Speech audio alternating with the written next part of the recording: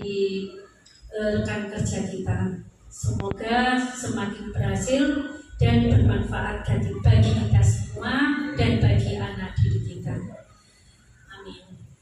Demikian sambutan dari saya. Apabila ada salah kata, kami mohon maaf yang sebesar-besarnya. Wabillahi taufiq wal hidayah. Assalamualaikum warahmatullahi wabarakatuh.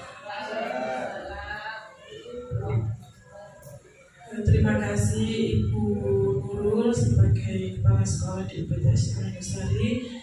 Terima kasih Bapak Ibu Dewan Guru beserta staf. Di sini saya izin berdiri.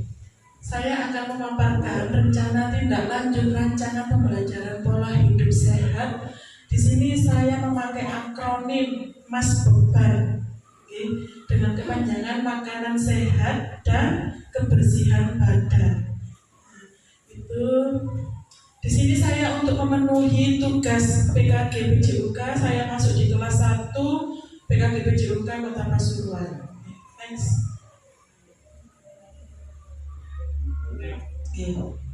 Ke atas. Nah, di sini kenapa saya kok mengambil tema makanan sehat dan kebersihan badan.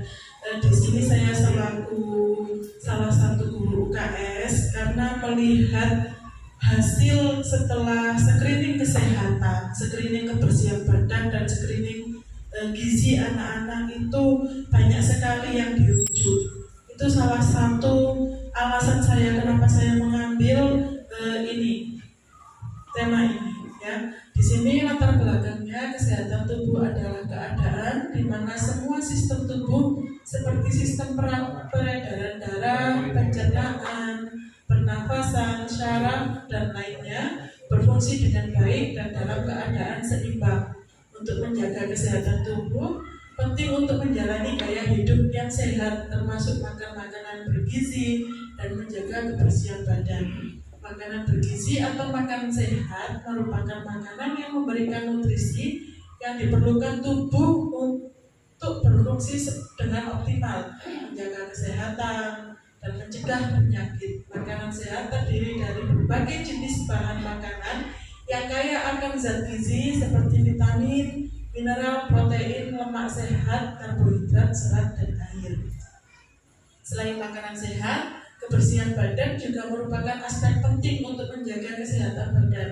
Kebersihan badan adalah praktik menjaga tubuh tetap bersih dan sehat dengan cara membersihkan diri secara teratur sehingga mencegah penumpukan kotoran, bakteri, dan kuman yang dapat menyebabkan penyakit. Kebersihan badan juga mencakup perawatan diri yang melibatkan berbagai aktivitas untuk menjaga agar tubuh selalu dalam kondisi yang baik dan bebas dari bau tidak sedap. Nah, di sini tujuan program saya adalah mengkonsumsi makanan sehat dan menjaga kebersihan badan. Dalam mengkonsumsi makanan sehat, yang pertama adalah mendukung pertumbuhan dan perkembangan peserta didik. Yang kedua, menjaga keseimbangan gizi peserta didik. Yang ketiga, meningkatkan sistem kekebalan tubuh peserta didik. Yang keempat, mengontrol berat badan peserta didik. Yang kelima, mencegah penyakit. Yang keenam, meningkatkan energi dan stamina. Yang ketujuh, meningkatkan kesehatan mental. Dan yang kedelapan adalah menjaga kesehatan pencernaan. Untuk tujuan program konsumsi makanan sehat, ini saya lihat beberapa dari peserta didik kita ada yang mungkin kategorinya stunting. Yang kelas 4, 5, 6 masih yang banyak yang mungkin berat badannya sama dengan kelas 1, 2, 3. Jadi tidak banyak tapi ada beberapa. Mungkin memang karena faktor genetik besar, tapi juga mungkin karena memang faktor dari gizi yang diserap itu kurang juga bisa. Untuk tujuan program menjaga kebersihan badan, yang pertama adalah mencegah penyakit, yang kedua menjaga kesehatan kulit, yang ketiga meningkatkan rasa percaya diri, yang keempat menghindari bau badan, 5 mencegah penumpukan kotoran dan minyak, yang keenam menjaga kesehatan gigi dan mulut, yang ketujuh meningkatkan kenyamanan dan kebugaran, yang kedelapan meningkatkan kualitas hidup. Di sini banyak sekali peserta didik kita yang menjaga kebersihan badannya. Kenapa saya bisa tahu? Karena saya mendapatkan informasi langsung dari pihak puskesmas. Di sini salah satunya anak didik kita itu banyak yang tangan dan kakinya itu gatal-gatal atau istilahnya kita ngarani gudikan itu.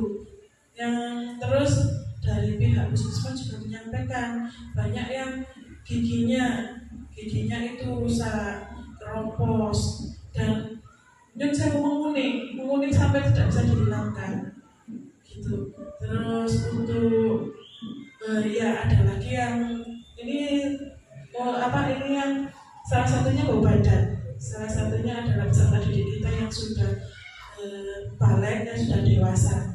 Itu bau badannya cenderung lebih menyengat daripada teman-temannya. Makanya di sini saya sebagai guru olahraga, kenapa kok saya selalu saya selalu membuat kesepakatan bahwa setelah olahraga anak-anak wajib ganti baju. Salah satunya yaitu karena mereka sudah reproduksi keringatnya itu sudah berlebih dan mereka juga sudah balik. Jadi mungkin itu yang menyebabkan salah satu penyebab timbulnya bau badan. Ya, next. Capaian langkah dan hasil yang diharapkan dalam program makanan sehat. Di sini saya berharap langkah dan hasil kita berjalan dengan baik. Yang pertama yaitu perencanaan dan persiapan. Satu, mengidentifikasi kebutuhan gizi siswa berdasarkan usia dan aktivitas. Yang kedua, rancang menu sehat yang seimbang dan variatif untuk bekal siswa. Ketiga, melibatkan orang tua untuk memastikan menu yang disajikan memenuhi standar gizi. Tapi terkadang orang tua dengan semangatnya menyiapkan menu sehat, tapi anak-anak sampai di sekolah kadang dikasihkan teman-temannya beli mie, beli jajanan yang lain, karena mereka tak suka dengan rasanya. Itu karena tidak terbiasa dari kecil. Untuk yang kedua, sosialisasi program. Mengedukasi dengan mengadakan seminar atau workshop tentang pentingnya nutrisi dan makanan sehat bagi siswa dan orang tua. Mengkampanyekan kesadaran diri dengan menggunakan poster, brosur, dan media sosial sekolah untuk menyebarkan informasi tentang manfaat makanan sehat. Selanjutnya, monitoring dan evaluasi kepuasan dan umpan balik dari siswa dan orang tua mengenai menu makanan. Yang ketujuh, penyesuaian menu berdasarkan umpan balik dan kebutuhan gizi siswa. Dengan begitu, diharapkan program Mas Beban ini dapat berjalan dengan efektif dan memberikan manfaat maksimal bagi kesehatan dan kesejahteraan siswa. Di sini program ini saya rancang, saya menggebu-gebu. Anak-anak harus makannya seperti ini, menunya seperti ini. Tapi kenyataannya anak-anak nggak suka. Maka program ini tidak berjalan dengan efektif. Jadi mana agar program ini bisa berjalan, kita salah satunya dengan cara menyosialisasikan kepada orang tua. Di rumah dibiasakan anak-anak mengkonsumsi makanan sehat atau yang biasanya 4 sehat 5 sempurna. Kalau enggak gitu, minimal ada sayurnya lah. Kebanyakan anak-anak itu kan nggak suka sayur. Next. Ya, selanjutnya capaian langkah dan hasil yang diharapkan dari program kebersihan badan dengan tujuan mencegah infeksi kulit dan penyakit menular, menjaga kesehatan gigi dan mulut, mengurangi risiko bau badan yang tidak sedap, menjaga kesehatan rambut dan kuku, meningkatkan kualitas hidup secara keseluruhan, mengidentifikasi kebutuhan dan sumber daya. Sebelum memulai program kebersihan badan, penting untuk mengetahui apa saja yang dibutuhkan, baik dalam hal produk atau peralatan kebersihan maupun waktu yang dibutuhkan untuk melakukan kebersihan.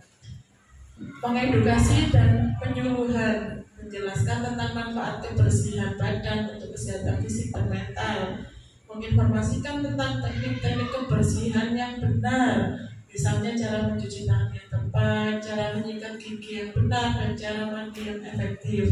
Mengajarkan kebiasaan menjaga kebersihan yang dapat diterapkan dalam kehidupan sehari-hari.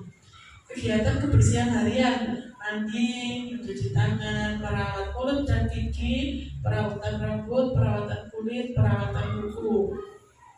Pemantauan dan evaluasi, evaluasi rutinitas, menilai apakah kebiasaan kebersihan tubuh sudah dilakukan secara konsisten dan efektif. Tindak lanjut, jika ada individu yang tidak mengikuti program dengan baik, lakukan tindak lanjut berupa motivasi atau pengingat. Penyesuaian, jika ditemukan kesulitan dalam menjalankan kebersihan badan, lakukan penyesuaian dengan program yang ada, misalnya memberi kesempatan siswa untuk bisa memotong kuku di kelas. Di sini saya sering menemui siswa laki-laki, terutama siswa laki-laki itu rambutnya sampai nanti gimbal. Karena apa? Satu, setiap hari berkeringat di sekolah sepak bola, tapi setelah sampai di rumah mandinya syukur mandi. Kalau nggak gitu, karena sering mandi di sungai, itu menyebabkan anak-anak di sini tidak hanya siswa perempuan saja yang berkutu rambutnya, ada beberapa siswa laki-laki yang rambutnya berkutu juga. Nah, itu kan karena mereka cara membersihkan rambutnya kurang benar. Okay? Terus ada lagi karena saya yang sering berinteraksi secara dekat dengan peserta didik, mengetahui kalau kukunya banyak yang panjang, hitam, gitu ya. Saya sudah melihat di kelas 6B atau di kelasnya Buzul itu disediakan alat pemotong kuku. Jadi anak-anak yang tak sempat memotong kuku di rumah bisa memotong kukunya di kelas. Itu. Next. Struktur program dan mitra dalam komunitas belajar. Struktur program, koordinator program saya, guru PJOK, tim pelaksana, wali kelas dan orang tua, kegiatan rutin, pemeriksaan mingguan, kegiatan khusus screening kesehatan dan seminar kesehatan. Mitra dalam komunitas belajar di sekolah, yaitu kepala sekolah, guru dan staf sekolah, orang tua mendukung dan ikut membantu program Mas-Toban, komunitas lokal yaitu Puskesmas. Di sini saya insya Allah akan menggandeng pihak Puskesmas untuk melaksanakan program ini. Tapi saya juga perlu menggali lebih dalam lagi apakah program ini akan berjalan dengan lancar, dengan efektif, karena saya tidak bisa jalan sendiri. Saya juga membutuhkan bantuan dari Bapak Ibu wali kelas untuk di sini ada pemeriksaan mingguan. Dulu kalau zaman saya, kalau hari Senin itu ada pemeriksaan kuku, ada pemeriksaan rambut. Kalau dulu nggak potong kuku dimarahi. Kalau sekarang kan mungkin masih ada beberapa atau guru-guru hanya bisa mengingatkan jangan lupa ya dipotong kukunya. Nanti anak-anak alasannya datang di sekolah, lupa Bu, kita sudah tidak bisa berbuat apa-apa. Ya, salah satu solusinya kita menyiapkan alat agar anak-anak bisa membersihkan kukunya di sekolah. Untuk kegiatan khususnya screening kesehatan ini dilakukan dalam 1 tahun sekali untuk setiap kelas. Screening kesehatan, imunisasi, ya, dan masih banyak lagi kegiatan-kegiatan yang kita bekerja sama dengan Puskesmas. Next. Pernyataan tentang kapasitas yang dimiliki kelas atau sekolah. Sekolah memiliki fasilitas UKS dan kantin sehat yang memadai. Selain itu, guru-guru yang ada di UPTS Jatandusari sangat berkompetensi tinggi dan berpengalaman dalam menangani siswa. UPTS Jatandusari juga memiliki hubungan yang baik dengan komunitas lokal dan orang tua, sehingga memudahkan kolaborasi dalam menjalankan program. Next. Rencana evaluasi atas lagi Mas. Itu bawahnya. Di bawah ini. Rencana evaluasi makanan sehat, indikator evaluasi kepatuhan terhadap pola makan sehat, perubahan kesehatan fisik, penerapan prinsip gizi, penyuluhan dan pengetahuan. metode evaluasi, wawancara dan kuesioner, pengukuran fisik, pengamatan langsung. Untuk evaluasi jangka pendek, evaluasi jangka panjang, dan evaluasi berkala. Untuk tindak lanjutnya, berdasarkan hasil evaluasi, lakukan perbaikan atau penyesuaian pada program, misalnya dengan memberikan pelatihan lanjutan tentang pemilihan makanan sehat atau cara membuat menu sehat. Jika peserta mengalami kesulitan dalam menerapkan pola makan sehat, berikan dukungan berupa konsultasi gizi atau sesi motivasi tambahan. Di sini kita sangat perlu menggait atau bekerja sama dengan pihak yang lebih berkompeten di bidang ini, karena mengenai gizi makanan. Di sini saya guru olahraga mungkin tahu apa saja makanan yang bergizi, tapi saya tidak tahu kandungan gizinya yang harus dimakan berapa untuk meningkatkan berat badan anak di usia ini. Jadi itu kita harus bekerja sama dengan pihak-pihak yang seperti puskesmas, seperti ahli gizi, seperti itu. Lanjut. Rencana evaluasi kebersihan badan, indikator evaluasi kepatuhan terhadap rutinitas kebersihan, kondisi fisik dan kesehatan kulit, peningkatan kesadaran tentang kebersihan, kepuasan terhadap hasil kebersihan. Metode evaluasi masih sama, wawancara dan kuesioner, pemeriksaan kesehatan, pengamatan langsung. Kenapa di kedua program ini ada pengamatan langsung? Karena kita bisa melihat dengan kasat mata apakah program ini berhasil, bisa meningkatkan gizi siswa, bisa meningkatkan kebersihan badan siswa. Karena itu bisa kita lihat dari kasat mata. Dengan contoh, mungkin anak-anak sekarang lebih penting kebersihan badan kulitnya, jadi anak-anak tidak lagi terkena gatal ya. Untuk anak-anak yang mungkin gizinya masih kurang, bisa kita lihat anak itu dengan penimbangan dan pengukuran tinggi badan secara berkala. Untuk 3 bulan pertama anak itu berat badannya segini, tingginya segini. Nanti bisa diukur lagi di bulan ke-4, ke-5, ke-6, lanjut apakah ada peningkatan atau tidak. Untuk waktu evaluasi jangka panjang, pendek, evaluasi jangka panjang, evaluasi berkala, dengan tindak lanjut berdasarkan hasil evaluasi. Jika peserta masih mengalami kesulitan dalam menjalankan rutinitas kebersihan, memberikan bimbingan atau pelatihan tambahan tentang teknik kebersihan yang lebih tepat. Jika ada peserta yang menunjukkan perbaikan signifikan dalam kebersihan badan, berikan penguatan positif atau penghargaan. Perbaiki atau sesuaikan materi edukasi dan program sesuai dengan kebutuhan peserta untuk meningkatkan keberhasilan program. Lanjut. Kemungkinan tantangan saya berpikir bahwa program ini pasti banyak tantangannya, karena satu, kita di lingkup orang tua siswa dengan kesadaran mungkin yang SD sumber daya manusianya dibilang masih di bawah dari orang-orang yang di tengah kota, karena kita merupakan salah satu sekolah yang ada di pinggir kota, karena kita ke belakang saja sudah berbatasan dengan kabupaten. Motivasi siswa, tantangan yang pertama adalah motivasi siswa. Guru dan orang tuanya menggebu-gebu menjalankan program ini, menyiapkan makanan sehat, membuatkan menu sehat. Tapi jika motivasi siswanya tidak ada, program ini tidak akan berjalan.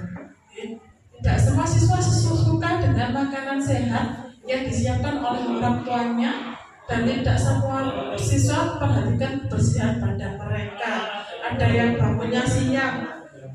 Waktu mungkin Bapak Ibu kalau pikir di depan itu sering lihat anak-anak, padahal rumahnya datangnya jam 7:kurang 1 menit lewes karena itu salah satunya pola tidurnya, kemudian karena gadgetnya, bermain game, terus akhirnya tidurnya terganggu, akhirnya pagi tidak bisa menyiapkan dirinya lebih baik lagi. Tantangan yang kedua adalah kolaborasi dengan komunitas, tantangan dalam koordinasi dan kolaborasi dengan orang tua, karena di sini banyak yang orang tuanya bekerja aku gak sempat membuatkan anakku bekal yang ribet seperti itu. Mungkin karena belum terbiasa, jadi dibilang ribet, harus ada ikannya, harus ada sayurnya. Terus yang gampang mie bendok bisa koru itu, karena ya itu saya terbentur dengan waktu. Ya, kemudian tantangan yang selanjutnya adalah waktu dan jadwal. Menyesuaikan jadwal kegiatan dengan jadwal pembelajaran dan jadwal pemeriksaan dari puskesmas. Karena program kita rancang jauh-jauh hari, tapi dari pihak puskesmas tidak bisa ikut dengan jadwal kita. Jadi kita harus merubah jadwal lagi agar sama-sama bisa berjalan dengan baik. Lanjut. Mungkin sekian presentasi dari saya. Untuk pertanyaan bisa diajukan sekarang. Kalau ada Bu. Terima kasih. Mohon maaf sebelumnya Bu Sana. Tentang Mas Beban sangat baik dan sangat berguna bagi sekolah kita. Tadi tentang pernyataan tentang kapasitas yang dimiliki kelas atau sekolah. Sekolah memiliki fasilitas UKS dan kantin yang memadai. Nah, tadi jenengan sudah memaparkan bahwa memang banyak orang tua yang tidak sempat. Nah, terutama murid saya sendiri. Jadi saya itu ngecek siapa yang bawa bekal, siapa yang tidak bawa bekal. Anak-anak angkat anak saya tanya satu persatu, kenapa tidak bawa bekal? Kenapa? Mamaku loh Bu, bangunnya siang. Terus ini mamaku, di kantin loh jual jajan. Kan bisa jajan di kantin. Nah, sedangkan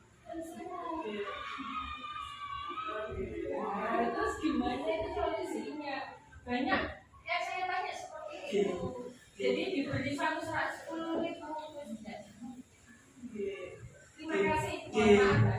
Terima kasih Bu Armi atas pertanyaannya. Oke, itu merupakan satu tantangan kita ya. Orang tua lebih memilih pasrah gitu. Kamu tak kasih samu tak milih ya wis belikan apa yang ada di sekolah. Akhirnya anak-anak ya wis beli mie. Mungkin kantin kita kemarin sudah ada itu Bu ya. Ada penyuluhan gitu ya. Sudah ada penyuluhan. Alhamdulillah kantin kita sekarang sudah mulai berbenah Bu ya. Sudah mulai berbenah. Mungkin ibu-ibu kantin kemarin juga sudah mendapatkan ilmu di workshop. Salah satunya Bu Wati mendapatkan ilmu di rumah makan Kurnia waktu itu tentang makanan sehat juga ya. Untuk kita berbenah sedikit demi salah satunya itu yang susah memang berkolaborasi dengan orang tuanya untuk menyiapkan bekal anaknya, masaknya ya. Kadang ya itu wis tak masak tapi ya mie bendok seadanya ya. Kita program Samber saja Sabtu makan bersama sudah kita tentukan temanya makanan sehat. Masih ada saja yang membawa bekal mie dan bendok, itu ada saja. Karena ya itu satu orang tuanya tidak ada waktu untuk menyiapkan. Yang kedua, anaknya lebih suka itu karena mereka setiap hari terbiasa makan itu. Jadi program ini tidak bisa langsung kita paksakan harus seperti ini, tidak bisa. Makanya kita harus merangkul atau berkolaborasi dengan orang tua sedikit demi sedikit kita merubah kebiasaan itu.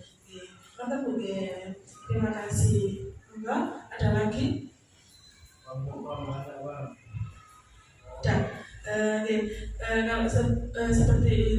Kalau sampun ada yang bertanya lagi di sini, saya berharap program saya Mas Beban ini bisa dijalankan di sekolah kita dengan bantuan Bapak Ibu wali kelas, karena saya tak mungkin bisa sendiri berjalan sendiri.